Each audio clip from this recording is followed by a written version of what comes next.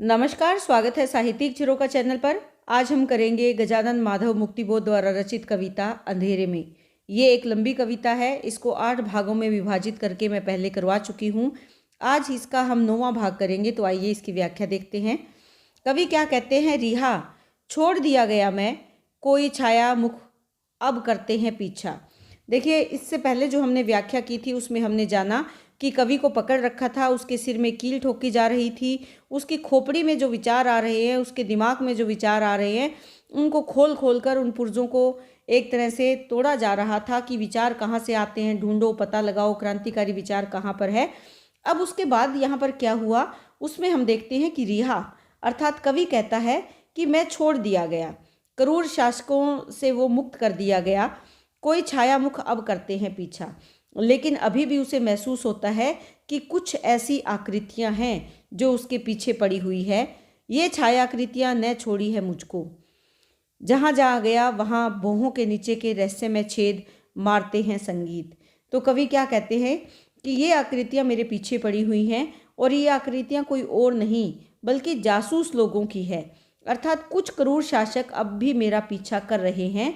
कवि कहते हैं कि मैं जहाँ जहाँ भी जाऊँ वहाँ ये मेरे पीछे ही रहते हैं। उनकी आंखों में हिंसा रूपी तीखापन और पत्थर के समान कठोरता, रहस्यमय छेद यानी भौहों के नीचे जो आंखें हैं वो बड़ी ही रहस्यमय हैं। मारते हैं संगीत, दृष्टि की पत्थरी चमक है पैनी, मुझे अब खोजने होंगे साथी। कवि कहते हैं कि इनके आंखों में हिंसा रूपी तीखापन और पत्थर के समान जो चमक है वो बहुत ही कठोर है, उनकी दृष्टि बहुत ही तीखी है, पैनी है, और अब मुझे साथी खोजने होंगे, यानी अब मुझे अपने मित्र ढूंढने होंगे। काले गुलाब व श्या सिवंती, शाम चमेली, संवलाए कमल जो खोहों के जल में, भूमि के भीतर पताल तल में खिले हुए, कब से भेजते हैं संकेत, सुझाव संदेश भेजते रहते हैं। कवि यहाँ पर क्या कहते हैं कि अब मुझे अपने मित्र काले गुलाब वह काली सिवंती और काली चमेली को ढूंढना। शाम यानी शाम रंग की, काले रंग की, चमेली को, ये काले रंग के फूल हैं, शाह सिवंती ये भी काले रंग का फूल है, काला गुलाब है, इनको मुझे ढूंढना होगा। मुझे अपने उन काले संवलाए यानी काले कमल के समान जो मित्र हैं, कमल मित्रों की भी तलाश कहाँ करनी पड़ेगी? गुफाओं में, जो जल से भरी हुई गुफाएं हैं, ऐसे गड्ढे, ऐसी गुफाएं जो पानी या जल से भरे हुए हैं, उसकी भूमि के नीचे भी वो खिले हुए हैं। कवि के कहने का भाव क्या है कि अब मुझे अपने उन साथियों को ढूंढना होगा जो भूमिगत है, भूमि के नीचे छुपे हुए हैं। वो मुझे कब से संदेश भेज रहे हैं, सुझाव संदेश वो मुझे भेजते ही रहते हैं, और अब मुझे उनको ढूंढकर एक संगठन बनाना होगा। इतने में सहसा दूर क्षितिज पर दिखते हैं मुझको बिजली की नंगी लताओं से भर रहे सफ़ेद नीले मोतिया चंपई फूल गुलाबी। कवि अपने विचारों में खोया हुआ है, तभी अचानक कवि को क्या दिखता है? आसमान में बिजली रूपी लताओं के रूप में भिन्न भिन्न प्रकार के फूल, नंगी लताओं से भरे भिन्न भिन्न प्रकार के फूल दिखाई देते हैं, जिनसे क्या निकल रही हैं? बिजली निकल रही है। इन फूलों में कोई सफ़ेद, कोई नीला मोतिया है, यानी कोई सफ़ेद रंग का, कोई नीले रंग का, कोई मोतिया, कोई चंपई और कोई गुलाबी रंग का फूल है, अर्थात विभिन्न प्रकार के फूल उसे झड़ते हुए दिखाई दे रहे हैं। उठते हैं वहीं पर हाथ अकस्मात, और कवि को उन फूलों के पास एकाएक, अकस्मात यानी अचानक, कुछ हाथ उठते हुए दिखाई देते हैं। अग्नि के फूलों को समेटने लगे, जो उन्हें समेटने की कोशिश कर रहे हैं, जिसमें आग भरी हुई है। मैं उन्हें देखने लगता हूँ एकटक। कवि कहता है कि मैं अचानक एकटक उनको देखने लगता हूँ।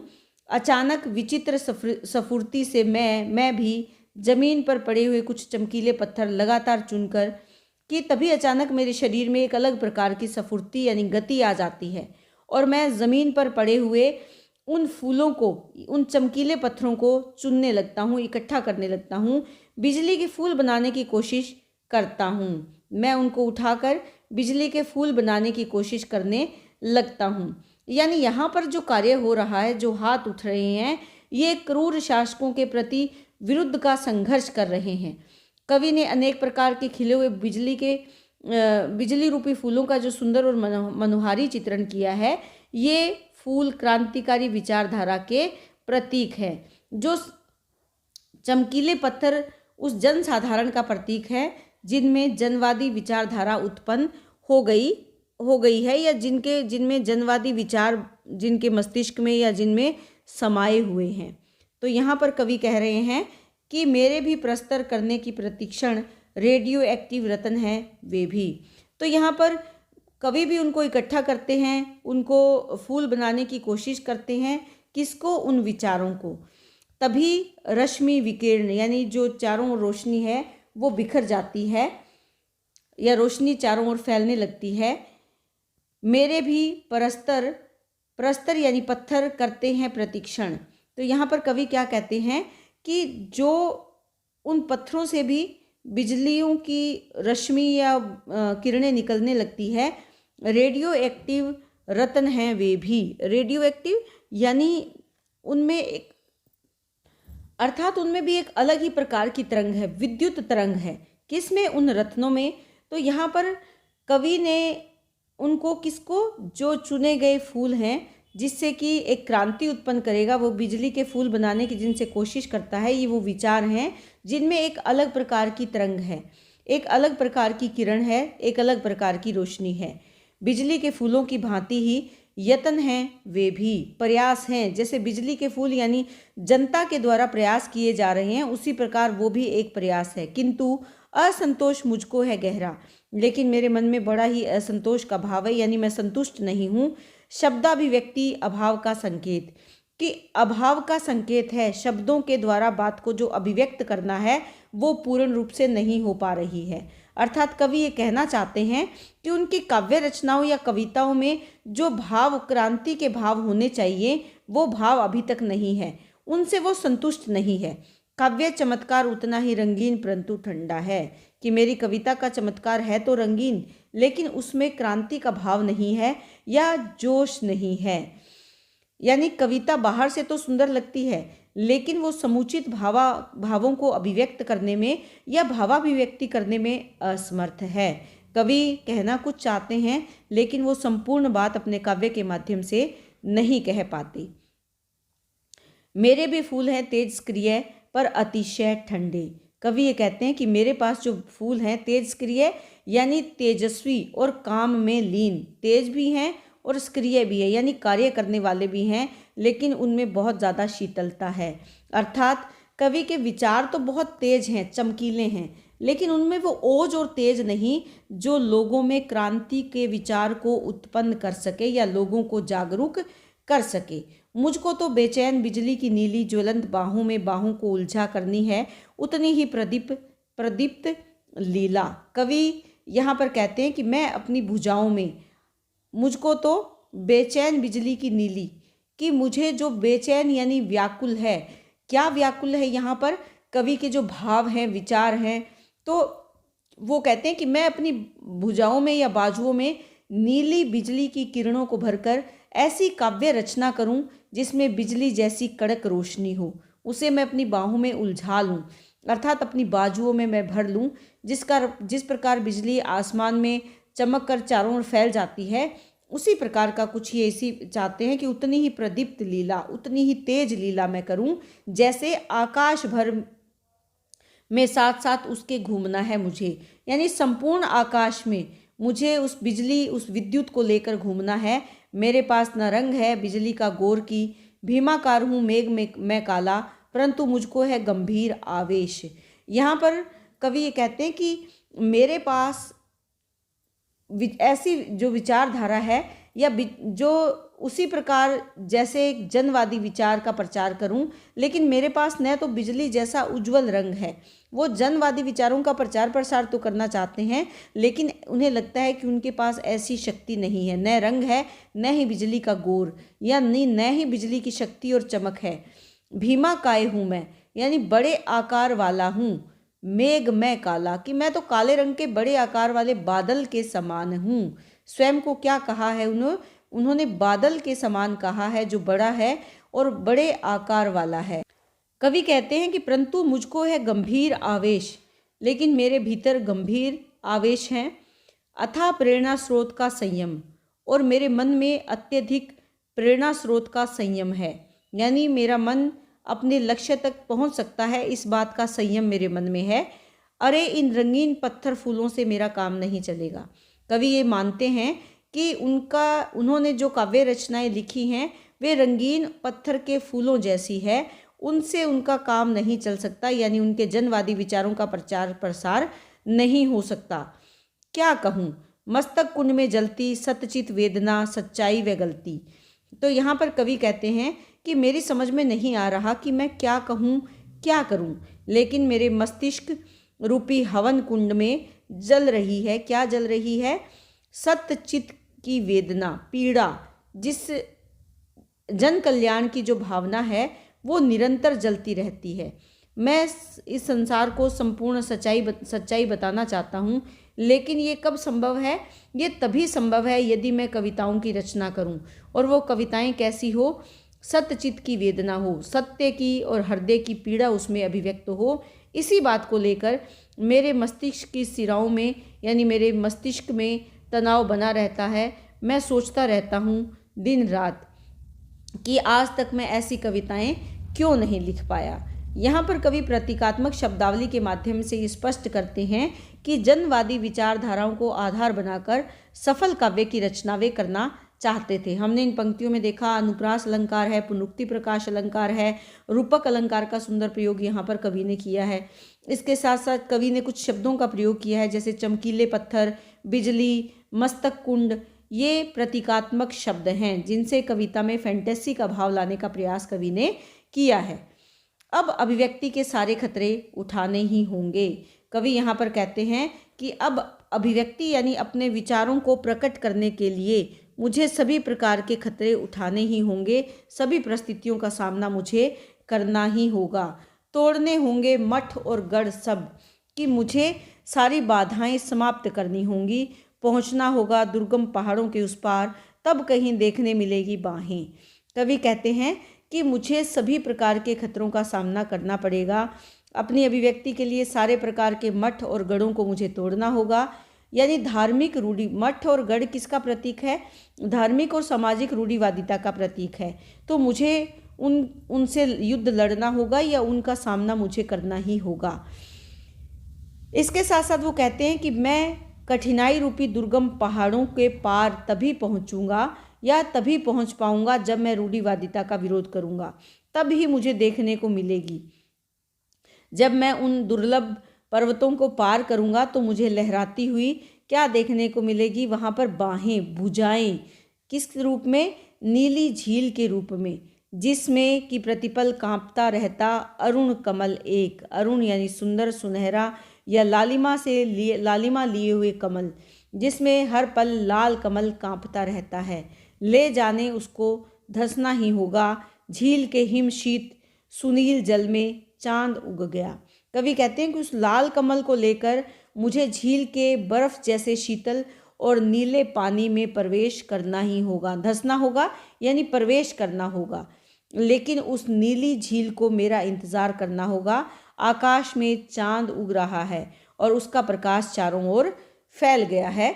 गलियों की आकाशी लंबी सी चीर में तिरछी है किरणों की मार, उस नीम पर जिसके की नीचे मिट्टी के गोल चबूतरे पर नीली चांदनी में कोई दिया सुनहला जलता है, मानो कि स्वप्न ही साक्षात अदृश्य साकार।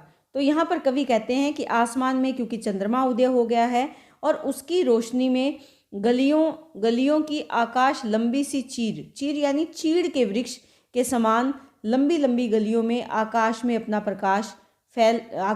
प्रकाश फैला रहा है। तिरछी किरणों की मार, चंद्रमा की जो किरणें हैं वो तिरछी हैं और वो किस पर पड़ रही है? नीम पर पड़ रही है, जिसके नीचे क्या है? मिट्टी का गोल चबूतरा है और उस चबूतरे पर चांद की नीली चांदनी पड़ रही है। चबूतरे पर एक दीपक रखा है और वो दिया सुनहला है जो चारों ओर सुनहरा प्रकाश फैला रहा है। ये नज़ारा देखकर कवि को क्या लगता है कि मानो वो सपना देख रहा हो या सपने को साक्षात अपने सामने देख रहा हो। तो कहने का भाव ये यहाँ पर क्या है कि नीम के पेड़ का दृश्य बहुत ही सुंदर लग रहा है। नीम के पेड़ के पास ही मकानों के बड़े बड़े खंडर हैं। जो कि सूने हैं, मटियाले भागों में खिलती ही रहती है। वो खंडर बड़े सुनसान पड़े हैं और इस खाली जगह के मटियाले भागों में रात दिन क्या खिलती है, महकती रात रानी, फूल भरी जवानी में लज्जित तारों की टपकती अच्छी न लगती। तो यहाँ जवानी से भरी हुई होने के कारण ये तारों के समान फूल टपकाती हुई यहाँ पर अच्छी नहीं लग रही। क्या है? रात रानी। रात रानी की बात चल रही है कि इस खाली जगह के जो मैले कुचेले या मिट्टी से भरे भाग हैं उसमें रात रानी के फूल खिले हुए हैं, जवानी से भरी, यानी वो भरपूर है फूलों से होने के कारण ये तारों के समान दिखती हैं, लेकिन फूल टपकाती हुई बिल्कुल अच्छी नहीं लग रही है। तो कवि ने यहाँ नीम के वृक्ष, जलते हुए दीपक और रात रानी का सुंदर चित्रण किया है। उपमा, पुनरुक्ति और उत्प्रेक्षा अलंकार का प्रयोग किया है। आगे कवि कहता है, भागता हूँ मैं दम छोड़, घूम गया कई मोड़, ध्वस्त दीवालों के उस पार कहीं पर बहस गरम है। कवि कहते हैं सपने को दूसरा मोड़ उन्होंने दे दिया है और कह रहे हैं कि मैं पूरे जोर से फिर भागने लगता हूँ और कई गलियां मैं घूम गया हूँ। अचानक कवि को महसूस होता है कि ध्वस्त दीवालों यानी दीवारों की टूटी हुई जो दीवार है उसके पार, उसके पीछे कोई है जो बहस कर रहे हैं, और वो आपस में बहस जो कर रहे हैं वो बातचीत गर्म मिजाज की है। दिमाग में जान है, दिलों में दम है, सत्य से सत्ता के युद्ध को रंग है, पर कमजोरियां सब मेरे संग है, पाता हूँ सहसा। जो आपस में बातें कर रहे हैं उनकी बातों को सुनकर कवि को ऐसे लगता है कि वो बातें कैसी है, सत्य से सत्ता, यानी क्रांतिकारी विचारों वाले लोग हैं। वे पूंजीपतियों के साथ युद्ध करने की बातें कर रहे हैं। युद्ध को रंग, सत्ता के युद्ध, यानी युद्ध करने की बातें वो कर रहे हैं। कवि सोचता है कि मैं इन लोगों का साथ दूं, लेकिन मेरी कमजोरियां मेरे रास्ते की रुकावट बन गई है और मैं उन लोगों का साथ न दे सका, पाता हूँ सहसा। वो कवि ये सोच रहे हैं पर कमजोरियां सब मेरे संग, लेकिन उसकी कमजोरियां उसके साथ है, इसीलिए उनको लगता है कि वो उनका साथ नहीं दे पाएंगे। सहसा यानी अचानक। अचानक क्या होता है? अंधेरे की सुरंग गलियों में चुपचाप चलते हैं लोग बाग।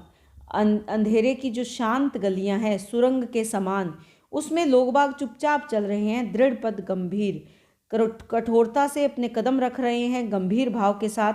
बालक युवागण मंद गति नीरव, नीरव यानी बिना शोर की, बालक हैं, युवागण हैं, बहुत ही धीमी गति से बिना कोई शोर किए वहाँ पर धीरे धीरे आगे बढ़ रहे हैं।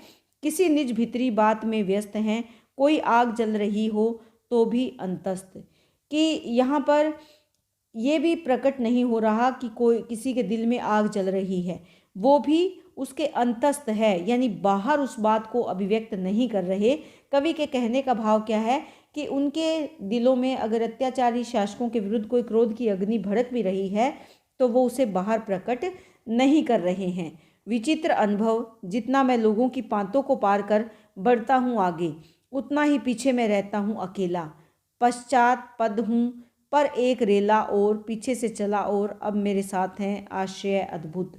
कवि कहते हैं कि मैं पतली अंधियारी गलियों में से कुछ लोगों को गुजरते हुए देखता हूँ, तभी उसे एक विचित्र सा एहसास होता है, अनुभव होता है कि मैं उन लोगों की पंक्तियों को पार करने की कोशिश कर रहा था, लेकिन वे लोग मुझसे उतना ही आगे निकल जाते कि मैं उन लोगों की जो पांतों यानी पंक्तियों को पार कर जैसे जैसे आगे बढ़ता हूँ उतना ही मैं पीछे रह जाता हूँ, अकेला रह जाता हूँ, वो लोग मुझसे आगे निकल जाते हैं। कहने का भाव है कवि उन लोगों में शामिल तो होना चाहते हैं, लेकिन कुछ आदमी और आदमियों की तरह लहर सी पीछे से आई और कवि के साथ शामिल हो गई, लेकिन वो कहते हैं कि मैं अकेला रह जाता हूँ। उसके बाद मैं अकेला हूँ, लेकिन अचानक से एक रेला, एक लहर पीछे से आई और वो अब मेरे साथ चल रही है।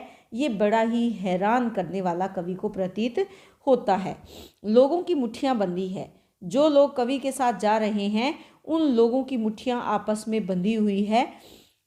अंगुली संधि से फूट रही किरणें, और जहाँ पर उनकी अंगुलियों में संधि है यानी जहाँ से उनकी उंगलियाँ एक दूसरे के साथ बंधी हुई है वहाँ से किरणें फूट रही है। किस रंग की? लाल। लाल, यह क्या? लाल रंग की किरणें वहाँ से बाहर निकल रही हैं। कवि उनको देखकर आश्चर्यचकित हो जाता है कि ये क्या है। मेरे ही विक्षोभ मणियों को लिए वे, मेरे ही विवेक रत्नों को लेकर बढ़ रहे लोग अंधेरे में सोत्सा। कवि कहते हैं कि मेरे ही विक्षोभ यानी क्रोध रूपी मणियों को, कि मेरे ही क्रोध रूपी मणियों को उन्होंने अपने हाथ में दबा रखा है। यानी जो मेरे भीतर क्रोध की ज्वाला जल रही थी, वही विवेक रूपी रत्न, क्रोध रूपी जो ज्वाला भड़क रही थी, और मेरे विवेक रूपी जो रत्न है वो उन्होंने अपने हाथों में ले रखे हैं। बढ़ रहे लोग अंधेरे में उत्साह के साथ, और उन रत्नों के साथ वो उत्साहित होकर आगे बढ़ रहे हैं। किंतु मैं अकेला, बौद्धिक जुगाली में मैं अपने से दुकेला। कवि कहते हैं कि लेकिन फिर भी मैं बिल्कुल अकेला हूँ, पीछे रह गया हूँ। बौद्धिक यानी तर्क वितर्क में उलझकर अपने से दुकेला। दुकेले से तात्पर्य यहाँ पर कवि क्या कहना चाहते हैं कि मैं तर्क वितर्क में उलझ जाता हूँ और फिर से अकेला अनुभव करता हूँ। यहाँ पर कवि ने अपने अकेले रहने का वर्णन किया है। रूपक पुनरुक्ति प्रकाश अलंकार का सुंदर प्रयोग किया है।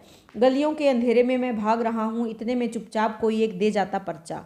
कि मैं चुपचाप गलियों के अंधेरे में भागा चला जा रहा हूँ, इतने में कोई एक पर्चा मेरे हाथ में दे जाता है। कोई गुप्त शक्ति हृदय में करने सी लगती हैं चर्चा, और ऐसे लगता है कि कोई गुप्त शक्ति है। उस पर्चे को पढ़ने के बाद उसे किसी अदृश्य शक्ति का एहसास होता है, जो मेरे भावों को और ज़्यादा तीव्रता प्रदान करने लगती है।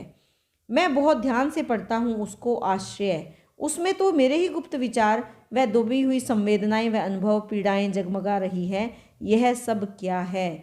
कवि कहते हैं कि ये सब क्या है? ये तो मेरे ही विचार हैं। कवि की समझ में ये नहीं आता कि उसके साथ ये क्या घटित हो रहा है, क्योंकि उस पर्चे में भी कवि की ही संवेदनाएं, उसी के ही विचार हैं, उसी की ही पीड़ा है जो उस पर्चे में शामिल है। आसमान झांकता है लकीरों के बीच बीच, वाक्यों की पांतों में आकाश गंगा फैली, शब्दों के व्यूहों में ताराएं चमकी। तब कवि कहता है कि जब उसे पर्चा मिला तो वो बड़ा आश्चर्यचकित हुआ, क्योंकि उस पर्चे में उसी के भाव थे। तभी तंग गलियों से वो निकल रहा था, उसे महसूस हुआ कि आसमान झांकता है लकीरों के बीच बीच। कि उन लकीरों के बीच में, उसके ऊपर लकीरें क्यों कहा है? क्योंकि वो गलियां तंग है, पतली है, और उसके ऊपर जैसे आसमान झांक रहा है। वहाँ पर पंक्तियों के रूप में वो गलियां हैं, और उस पे से झांकता हुआ उसे आसमान दिखाई देता है। वाक्यों की पांतों में आकाश गंगा फैली है। कवि को ऐसे लगता है कि उसके जो क्रांतिकारी विचार केवल पृथ्वी पर ही नहीं, अपितु उन पंक्तियों, उन वाक्यों की पंक्ति आकाश गंगा के रूप में आसमान में फैल गई है। यानी उनके विचार या क्रांतिकारी जो बातें हैं वो केवल पृथ्वी पर नहीं, बल्कि आकाश गंगा के रूप में आकाश में फैली हुई है। उसे शब्दों के व्यूह में ताराएं चमकी। उसे ऐसा प्रतीत होता है कि आकाश में चमकने वाले तारे भी उसकी पंक्तियों के ही शब्द हैं, उसकी पंक्तियों के ही व्यू हैं। तारक दलों में भी खिलता है आंगन, जिसमें कि चंपा के फूल चमकते हैं। तारों के बीच में कवि को आकाश रूपी आंगन दिखाई देता है, उसमें भी मेरे भाव रूपी चंपा के फूल जैसे खिले हुए हैं। शब्दाकांक्षों के कानों में गहरे तुलसी श्यामल खिलते हैं।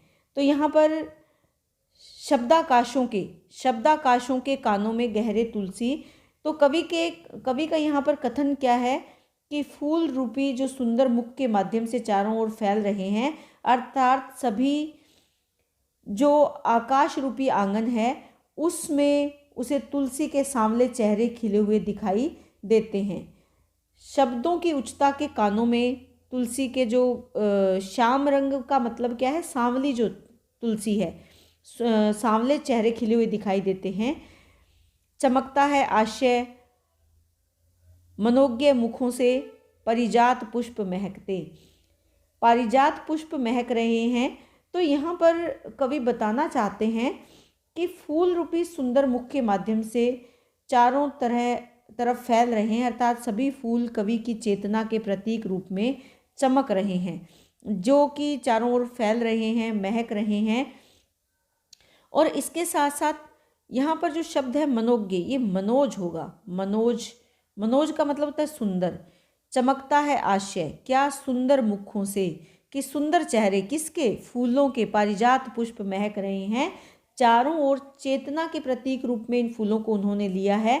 इनके माध्यम से अपने विचारों को वो प्रकट करना चाहते हैं। तो कवि ये कहना चाहते हैं कि फूल रूपी जो सुंदर चेहरे हैं वो चारों तरफ फैले हुए हैं, और वो फूल कवि की चेतना के प्रतीक हैं, उनके विचारों के प्रतीक है जो संपूर्ण आकाश में उसे दिखाई देते हैं। पर्चा पढ़ते हुए उड़ता हूँ हवा में। कवि कहते हैं कि जब मैं उस पर्चे को पढ़ रहा था तो पढ़ते हुए मुझे बहुत ज़्यादा खुशी का अनुभव हुआ और कवि को लगता है कि मैं मानो हवा में उड़ रहा हूँ, चक्रवात गतियों में घूमता हूँ नभ पर। और जैसे चक्रवात यानी गोलाकार आसमान में वो घूमने लगता है, इस प्रकार उसे अनुभव हो रहा था।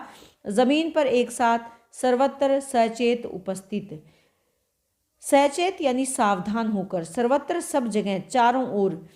तो मुझे कवि को ऐसा प्रतीत होता है कि वो इस जमीन पर, इस पृथ्वी पर चेतना के साथ उपस्थित है। प्रत्येक स्थान पर लगा हूँ मैं काम में, और सभी स्थानों में अलग अलग रूपों में विद्यमान है ये विचार, और मैं सभी स्थानों पर अपने काम में व्यस्त हूँ। मैं हर चौराहे पर, दुराहे पर, राहों के मोड़ पर, सड़क पर खड़ा हूँ, यानी प्रत्येक जगह विद्यमान हूँ। मानता हूँ मानवता अड़ा हूँ। और कवि क्या कहते हैं, देखिए यहाँ पर कवि के कहने का भाव क्या है।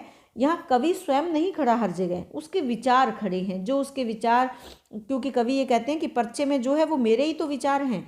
तो उस पर्चे को पढ़कर लगता है कवि को कि हर कहीं गली के चौराहे, दुराहे, रास्ते के मोड़ पर बनी सड़कें हैं, वहाँ सभी जगह विद्यमान हूँ। आने जाने वाले लोगों से वो बातें कर रहा है, और इसके साथ साथ मानता हूँ मानवता अड़ी है, अर्थात कवि इन बातों को मानते हैं कि उसके जो क्रांतिकारी विचार हैं उनसे मनवाने की वो कोशिश कर रहा है या कोशिश करता हूँ। इस प्रकार कवि अपने भावों की अभिव्यक्ति कर रहे हैं कि चारों ओर मेरे विचार फैले हुए हैं, यानी संपूर्ण लोग क्रांति करना चाहते हैं, परिवर्तन लाना चाहते हैं। समाज में हर जगह ऐसा ही माहौल बना हुआ है। और तब दिक्काल दूरियां अपने ही देश के नक्शे सी टंगी हुई, रंगीन हुई लगती। दिक्काल का मतलब क्या है, दिशा और समय। कवि कहते हैं कि हमारे देश में दिशा और समय की दूरियां अब समाप्त हो गई हैं, अपने ही देश के नक्शे सी टंगी हुई, रंगी हुई लगती हैं। और कवि कहते हैं कि जब दूरियां खत्म हो गई है तो ये हमारे देश के नक्शे के समान दीवार पर टंगी हुई दिखाई देती है, ये बड़ी रंगीन लग रही है। भाव क्या है कि संसार के सभी लोग क्रांति के लिए एकत्रित हो चुके हैं, यानी समय की और जो दिशाओं की दूरियां थी वो अब सब मिट गई हैं। और सबके विचार क्या है, शोषित जो वर्ग था उसमें दूरियां समाप्त हो गई है, वे शोषक वर्ग को समाप्त करने के लिए संगठित हो गए हैं। स्वप्नों की कोमल किरणों की मानो घनीभूत संघनित द्युतिमान, और उनके विचार जैसे कोमल सपनों की किरणें एक साथ इकट्ठी हो जाती है और चमक उठती है, वैसे ही लग रहा है। क्योंकि जो शोषित हैं उनकी दूरियां समाप्त हो गई हैं, वो एकत्रित हो गए हैं, और शोषक वर्ग के खिलाफ उन्होंने संघनित होकर, इकट्ठे होकर, एकत्रित होकर द्युति यानी चमक उत्पन्न की है, अर्थात अपने विचार स्पष्ट किए हैं। शिलाओं में परिणत ये दृढ़भूत कर्मशिलाएं हैं। शिलाओं में कहने का भाव यहाँ पर क्या है कि अब जो चारों रोशनी फैल गई है उससे अब सारे स्वप्न पूरे हो जाएंगे। सपनों की कोमल किरणें चारों ओर फैल गई हैं और ऐसे लगता है कि मेरे सारे सपने अब पूरे होते जा रहे हैं। मेरी इच्छाएं कर्मशील होकर, कर्मशिलाएं यानी कर्मशील होकर शिलाओं का रूप धारण करने लगेगी। शिला यानी प्रतिमूर्ति, किसकी? पत्थर की, यानी कठोर। जो मेरे विचार थे, मेरे कर्म थे, वो अब कठोर रूप धारण करने लगेंगे। उससे मजबूत कर्म रूपी चट्टानें बनेंगी और उन कर्म चट्टानों से इच्छाओं के अनुरूप संसार में सामान्य लोगों का राज्य होगा, जिनसे कि स्वप्नों की मूर्ति बनेगी। अर्थात मेरे सपने मूर्ति बन जाएगी, और वो मूर्ति कैसी होगी?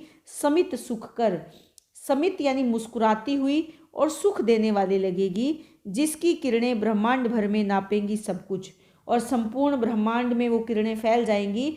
और किसके विचार का प्रचार प्रसार करेगी? मानवतावाद की स्थापना होगी।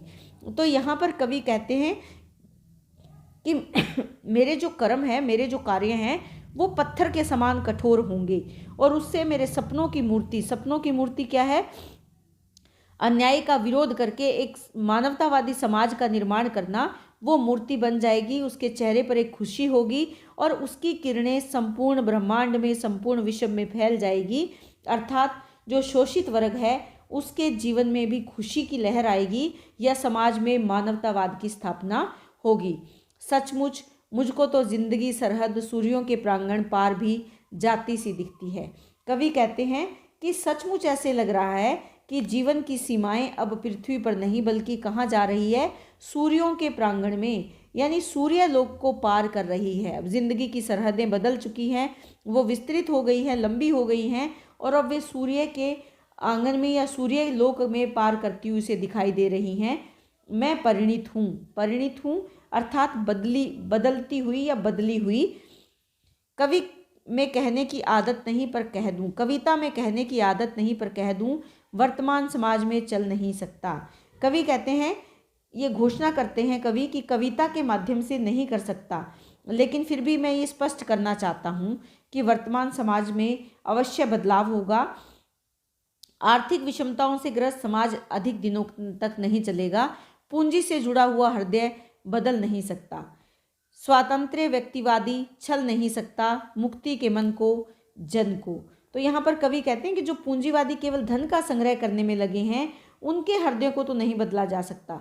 व्यक्तिगत स्वतंत्रता चाहने वाला व्यक्ति अर्थात जो शोषक वर्ग समाज की स्वतंत्रता चाहने वाले लोगों को अधिक समय तक धोखे में नहीं रख सकता। स्वातंत्र्य व्यक्तिवादी, जो व्यक्ति स्वतंत्रता चाहता है उसको पूंजीपति वर्ग धोखे में नहीं रख सकता, उसके साथ छल नहीं कर सकता, कपट नहीं कर सकता।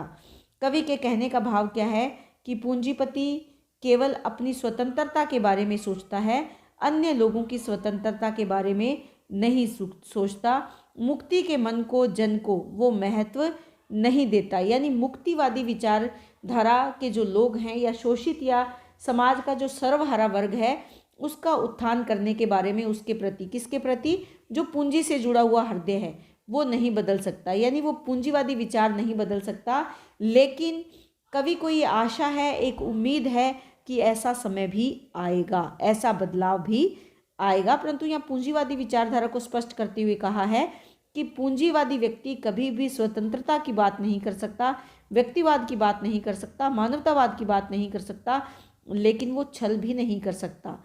वो मुक्ति, उसके मन में मुक्ति का विचार नहीं आ सकता। किसके लिए? सामान्य जनता के लिए। उम्मीद करती हूँ कविता आपको पसंद आ रही है, समझ में भी आ रही है।